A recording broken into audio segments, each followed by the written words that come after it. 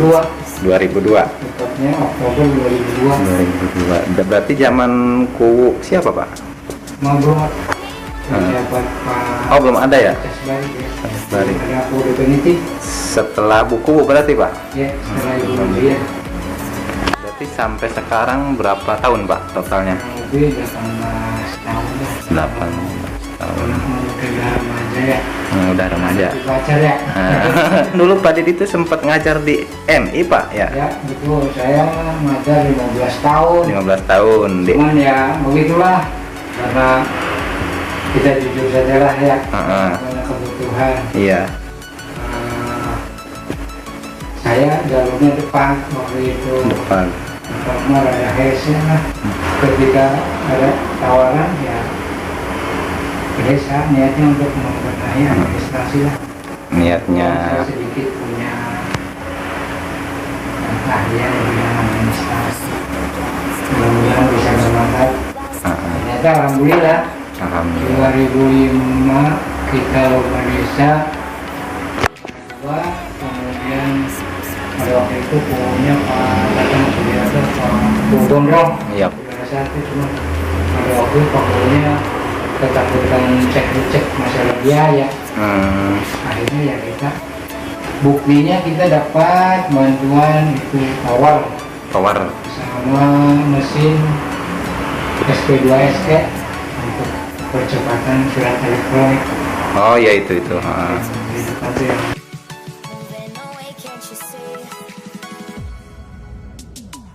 Dapat penghargaan Sekdes terbaik sekecamatan Walet tahun berapa, Pak?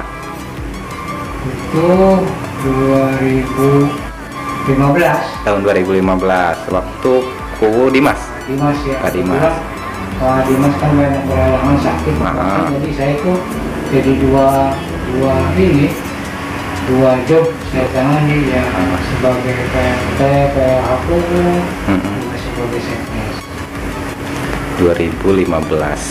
Kategori apa, Pak, dalam hal pembukuan apakah? Ya, itu dengan kategorinya sih, hanya dibuktikan dengan dapat juara 1 tingkat kecamatan lomba desa, mewakili, kemudian di lomba lagi di tingkat kabupaten. Alhamdulillah juara 3 sih. Di tingkat kabupaten Pak Dedi juara 3. Desanya. Oh, desanya. Karena kalau di kabupaten udah tim. Udah tim, iya. Cuman kalau personal di kecamatannya apa ya? Kecamatan Walet ada berapa desa, Pak? Kecamatan? 12 desa. Dulu pas Salaman masih ke kita, tapi sekarang udah pemekaran ya, pisah, udah mekar. Dulunya 19 jadi 12. Pahit manisnya, Pak, kerja di desa sebenarnya terjadi seperti apa sih, Pak? Ya, karena memang sekarang yang namanya perangkat desa itu kan pelayan publik, iya, pelayan masyarakat. Jadi nggak bedanya dengan toko. Iya, kalau pembeli itu kan raja. Iya. Kalau di desa ya masyarakat adalah raja, Mahadewa. Jadi intinya barangkali hanya miskomunikasi saja.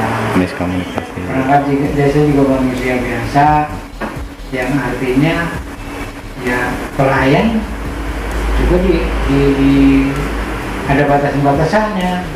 Walaupun kita pelayan masyarakat, yang ada batas-batas lah. Kita melayani, misalnya saya bagian administrasi, keterangan, kebutuhan untuk pengantar dan lain sebagainya. Terus di kado sendiri pelayanannya, misalnya ada warga yang membutuhkan diantar ke rumah sakit, atau ada warga yang rumahnya ambruk, ya kita bantu. Jadi artinya walaupun pelayan juga ada batas-batas tertentu, tapi intinya perangkat desa itu ya siap 24 jam. 24 jam ya, Pak ya? 24 jam. Artinya pengertian 24 jam itu tidak 24 jam gawe gitu. Misalkan jam berapa pun kalau warga butuh ya silakan ke rumahnya ya, Pak ya? bukan berarti kita aja nggak bisa jadi kepala desa. Barangkali Pak, apa ada pesan buat warga, ya khususnya warga kita? Nah, kalau pesan itu artinya apalah arti seorang atau beberapa tim perangkat desa kalau masyarakatnya tidak memenuhi aturan yang ada. Artinya begini, masyarakat juga punya hak dan kewajiban. Haknya adalah menerima pelayanan dari kami, baik berbentuk administrasi maupun misalnya ada bantuan kita salurkan sebagai penyalur kepanjangan tangan dari atas. Di samping itu kewajibannya warga itu minimalnya satu punya tanda pengenal, artinya punya KTP, karena menurut aturan bahwa warga kalau walaupun sudah berpuluh-puluh tahun belum memiliki KTP itu belum dianggap sah sebagai warga desa tersebut, karena hukum dunia itu kan bukti karena mata ya, bukti kalau nyata. Iya. Itu artinya satu itu kewajiban seorang warga adalah memiliki identitas KTP dan kartu keluarga. Kenapa? Karena sekarang ini lagi rame-rame pemerintah itu mengambil keputusan memberikan bantuan itu kumacak manehna. Kita perannya ini perlu masyarakat juga tahu bahwa peran di desa ini, kenapa kok di Disduk ada data, kemudian di Mendagri dan sebagainya ada data. Kita ada tugas pembantuan dari BPS, Badan Pusat Statistik, yaitu setiap 10 tahun sekali mengadakan sensus penduduk. Nah, semua makanya itu kadang-kadang ketika yang di sensusnya tidak punya KTP, artinya kan tidak punya NIK. Iya.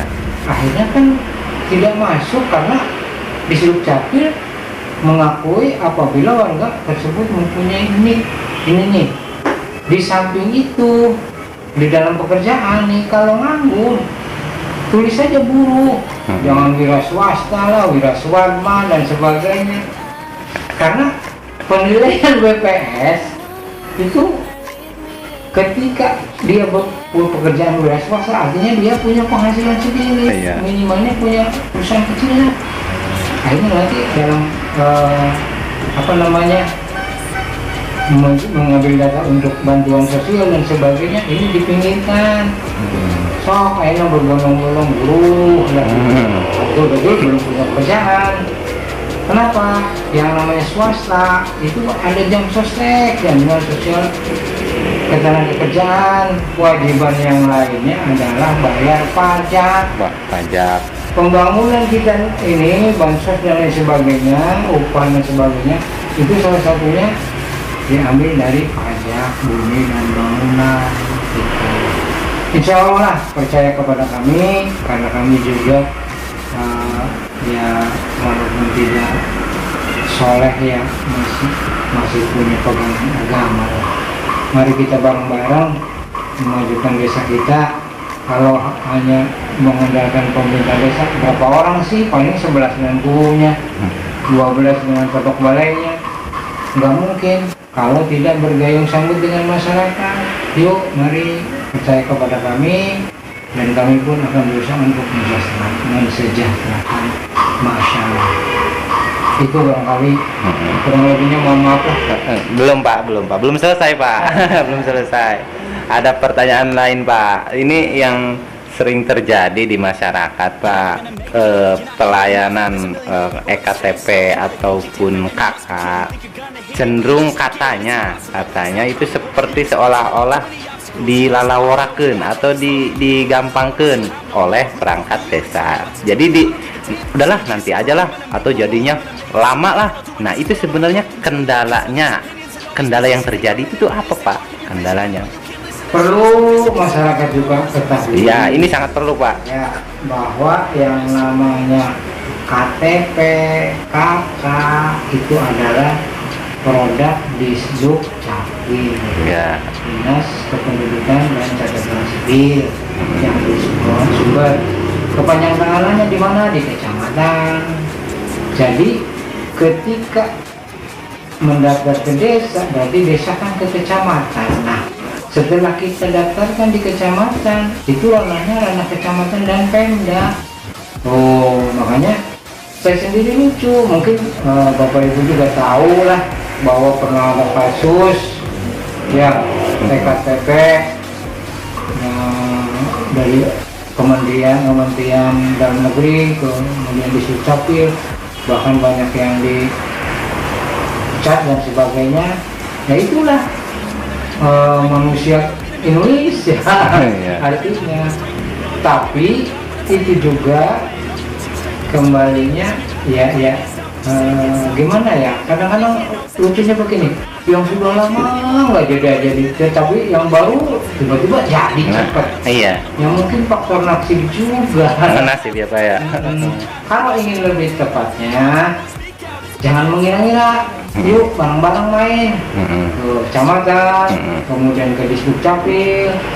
Apalagi sekarang kakak itu dalam rangka penghematan budget biaya, itu sekarang kertas biasa kita hanya diberi di WA, kemudian dicetak di desa masing-masing. Oh, bisa dicetak Pak di desa? Seperti itu untuk kakak. Tahun 2000? Mulai 2020. Mulai 2020. Oh, akhir ya. Sekitar September ke sini lah. Itu perbuk berarti Pak? Bukan, artinya pelayanan kakak itu dari Disduk ataupun dari kecamatan itu nge-WA ke pengelola yang di desa, baru di desanya dicetak. Ya. Kertasnya juga tuh mengenaskan katanya dalam rangka mengirit, menghemat, mempermudah ya Pak ya. COVID. Iya. Dan perlu Bapak Ibu ketahui juga, untuk COVID ini sesuai dengan anjuran Presiden, Bang saya sudah baca peraturan Menteri Keuangannya, Menteri Desa dan sebagainya, desa wajib menganggarkan untuk BLT kelanjutan 2021. Oh, terus Pak, berlanjut Pak? Bahkan 12 bulan sekarang. Full selama tapi 1 tahun. sesuai dengan kriteria yang ada. Iya. Itu artinya di dalam Permen Desa itu miskin yang pertama, kemudian keduanya tidak menerima bantuan apapun dari pemerintah. Nominalnya gimana Pak? Tetap? Nominalnya sekarang 300 per bulan selama 1 tahun. Berarti per kakak. jadi setengahnya ya Pak dari tahun kemarin? Yang kemarin kan 600 ya Pak? Yang 9 bulan itu yang 6 bulan, yang 3 bulannya kan 300. Oh iya. Yang Januari dari April, Mei, Juni, Juli, Agustus, September 600, Oktober, November, Desembernya 300. Itu barangkali. Ada Pak, masih banyak pertanyaan lain supaya sinkron antara warga sama pemerintah di desa. Apakah ada upaya-upaya Pak dari pihak desa sendiri untuk membangun komunikasi? Intinya kan miskomunikasi Pak. Jadi sebelum apa-apa warga itu udah salah sangka duluan. Dikira uangnya dimakan lah, dikira bantuannya ditilep lah, masuk kantong, katanya tahu mereka aja orang-orang desa atau gimana. Nah itu gimana Pak?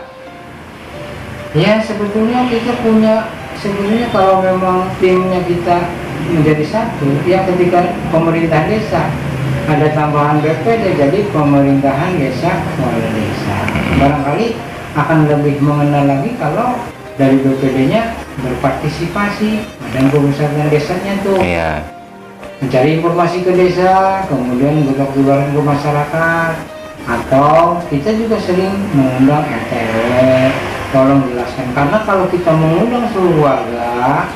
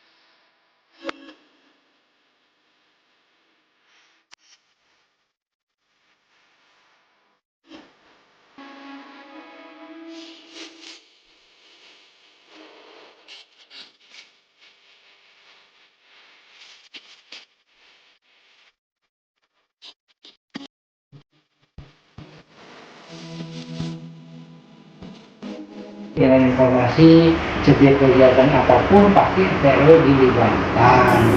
Itu Pak Ibu. Apalagi sekarang RT RW-nya baru ya Pak, Ya, pemilihan.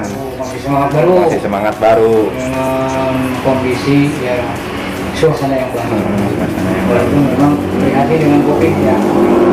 Itu barangkali yang paling penting ada niat baiklah dari hati kita. Tetapi ketika kita sudah su'udah, Iya, itu ya, Pak yang suudahnya itu. su'udah, apalagi kalau sakit gigi cari osadon. Syariat Islam itu sendiri kan kita tidak boleh berburuk sangka.